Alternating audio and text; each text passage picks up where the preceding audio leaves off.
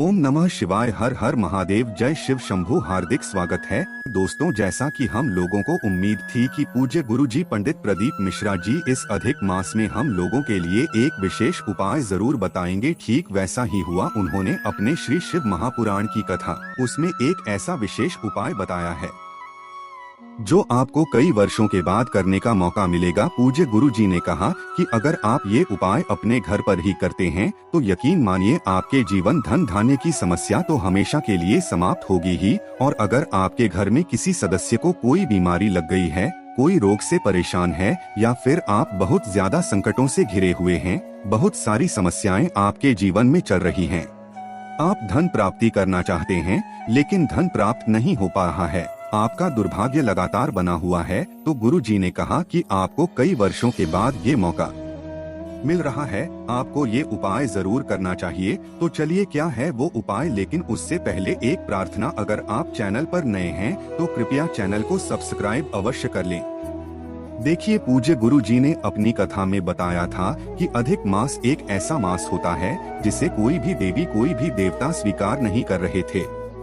तब अधिक मास ने महादेव की पूजा करके उनको प्रसन्न किया और महादेव ने अधिक मास को स्वीकार किया। और सावन के महीने में पड़ने वाला ये अधिक मास हमारी समस्त मनोकामनाओं को परिपूर्ण करता है, क्योंकि ये उपाय आपको कई वर्षों के बाद करने का मौका मिलता है और ये आपके समस्त मनोकामनाओं को परिपूर्ण करता है, आपके जीवन के सारे समाप्त करके सुख समृद्धि तथा वैभव की प्राप्ति करवाता है। तो चलिए जानते हैं क्या है वो उपाय। उपाय बताने से पहले आप लोगों से एक छोटा सा प्रश्न, जिसका उत्तर आपको कमेंट बॉक्स में करके बताना है। आपको बताना है कि माता सती के पिता का क्या नाम था। इसके बाद बात करते हैं अपने उपाय की। देखिए, पूज्य गुरु जी ने कहा कि इस सावन अधिक मास में पड़ने वाली 7 तिथियां ऐसी होती हैं जिनमें अगर हम ये विशेष उपाय करते हैं तो हमारी सारी मनोकामनाएं बहुत ही जल्द परिपूर्ण होती हैं। देखिए, इस उपाय के लिए पूज्य गुरु जी ने कहा कि ये उपाय आपको सिर्फ 7 तिथियों में करना है।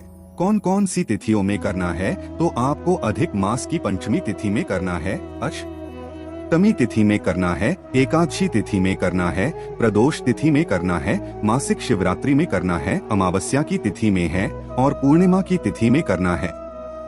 गुरुजी ने इन 7 तिथियों में करने के लिए ये उपाय बताया है।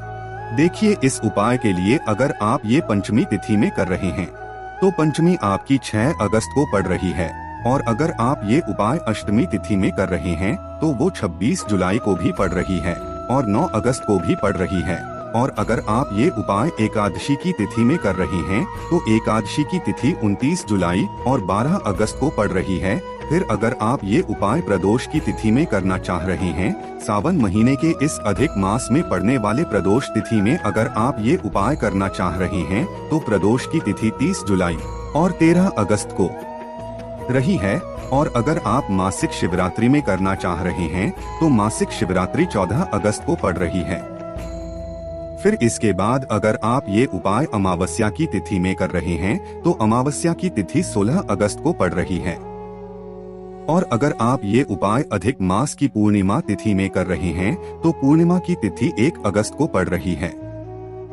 देखिए, ये सारी तिथियां आपको बता दी गई हैं। पूज्य गुरु जी ने कहा कि इन सारी तिथियों में आपको ये उपाय नहीं करना। आप चाहे तो कृष्ण पक्ष की इन तिथियों में या फिर शुक्ल पक्ष की इन तिथियों में से किसी भी एक दिन आप ये उपाय कर सकते हैं।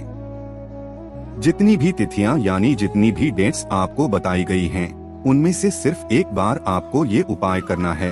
और ये उपाय करने के लिए आपको बाहर कहीं भी जाने की जरूरत नहीं है। देखिए, अपने घर पर ये तुलसी माता का जो पौधा होता है उसके नीचे भी ये उपाय कर सकते हैं, या फिर आप अपने घर के मुख्य द्वार पर ये उपाय कर सकते हैं, या फिर आप अपने घर के मंदिर में ये उपाय कर सकते हैं। इस उपाय के लिए आपको 5 दीपक ले लेने हैं। दीपक आप मिट्टी के भी ले सकते हैं, या फिर आप अपने घर पर शुद्ध आटा मारकर उसका भी दीपक बना सकते हैं। पूज्य गुरु जी ने सिर्फ दीपक के लिए कहा है, आप इन दोनों में से किसी भी दीपक का इस्तेमाल कर सकते हैं। इस दीपक में आपको शुद्ध घी डालना है और साथ ही साथ आप चाहे तो लंबी रुई की बत्ती का प्रयोग कर सकते हैं। लेकिन पूज्य गुरु जी हमेशा कहते हैं कि अगर आप अपने घर पर मंदिर के सामने कोई दीपक प्रज्वलित कर रहे हैं या फिर माता लक्ष्मी के पौधे के नीचे कोई दीपक प्रज्वलित कर रहे हैं तो उसमें आप लंबी रुई की बत्ती का ही प्रयोग किया करिए। तो आप इस उपाय के लिए लंबी रुई की बाती का ही प्रयोग करेंगे। अब देखिए, आप ये 5 दीपक ले लीजिएगा, इनमें घी डाल दीजिएगा और 5 लंबी रुई की बाती लगा दीजिएगा। उसके बाद ये दीपक आपको अपने घर के मंदिर के सामने रख लेने हैं और प्रज्वलित कर लेने हैं। दीपक प्रज्वलित करने के बाद फिर ये दीपक आपको अपने मुख्य द्वार के बाहर रख देना है। मुख्य द्वार के बाहर रख देंगे, यानी जो मेन गेट होता है उसके बाहर रख देंगे और दीपक का जो मुख होगा वो बाहर की तरफ रहेगा। या फिर आप चाहें तो अपने घर पे जो तुलसी का पौधा होता है उस तुलसी के पौधे के नीचे भी आप ये 5 दीपक प्रज्वलित करके रख सकते हैं। अपनी मनोकामना का स्मरण करते हुए आपके जीवन की जो समस्या है, आपके जीवन की जो तकलीफ है, चाहे वो धन से संबंधित हो, चाहे वो स्वास्थ्य से संबंधित हो, यानी आपके शरीर में अगर कोई भारी रोग हो गया है, कोई भारी बीमारी हो गई हो, तो के लिए आपको ये उपाय कर लेना है। या फिर आपके जीवन में कोई संकट चल रहा है, कोई भारी विपत्ति आ गई है। बहुत से ऐसे लोग होते हैं जो कहते हैं कि हमारे जीवन में हमने बहुत मेहनत कर ली है लेकिन हम सफल नहीं हो पा रहे हैं। तो पूज्य गुरु जी ने कहा कि आपके जीवन में किसी भी प्रकार की समस्या हो तो आपको कई वर्षों के बाद जो ये संयोग बन रहा है उस संयोग में ये विशेष उपाय जरूर करना चाहिए। लेकिन आप एक बात का विशेष ध्यान रखेंगे कि अगर आप माता तुलसी के नीचे ये 5 दीपक प्रज्वलित करते हैं तो फिर आपको एकादशी के दिन ध्यान रखना है कि तुलसी के पौधे को आप स्पर्श नहीं करेंगे। वैसे पूज्य गुरुजी ने कहा है कि आप अपने घर के मुख्य द्वार के बाहर ही ये 5 दीपक प्रज्वलित कर लीजिएगा, लेकिन ये दीपक आप प्रदोष काल के समय में ही प्रज्वलित करेंगे।